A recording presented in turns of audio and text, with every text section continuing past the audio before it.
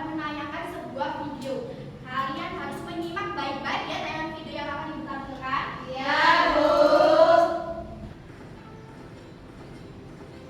Ayo diperhatikan, tidak boleh rame sendiri ya. Ya, Bu. Ternyata kamu Danang. Oke, sudah semuanya melihat tayangan video ya. Kira-kira adakah yang ingin ditanyakan dari tayangan video yang sudah ditampilkan tadi? Oke, kalau tidak ada, Ibu akan menyampaikan secara singkat ya apa itu ide pokok. Jadi ide pokok adalah ide atau pikiran yang mendasari terbentuknya suatu cerita. Jadi kalau tidak ada ide pokok itu tidak akan terbentuk ceritanya ya.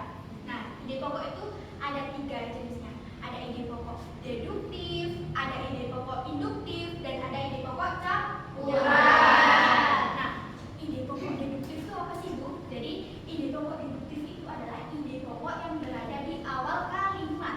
Nah, kemudian kalau induktif itu berada di akhir kalimat, sedangkan campuran itu berada di awal dan akhir kalimat.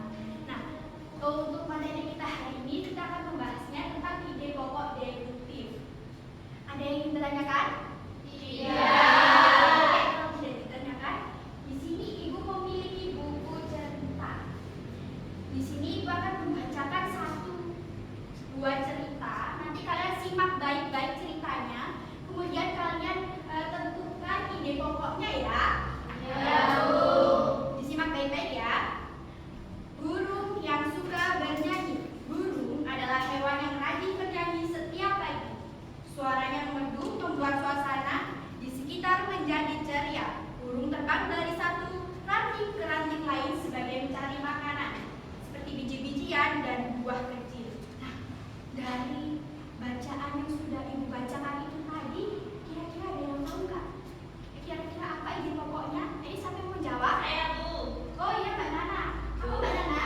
Burung adalah hewan yang rajin bernyanyi setiap hari. Apakah benar teman-teman? Benar. Tepuk tangan untuk Mbak Nana.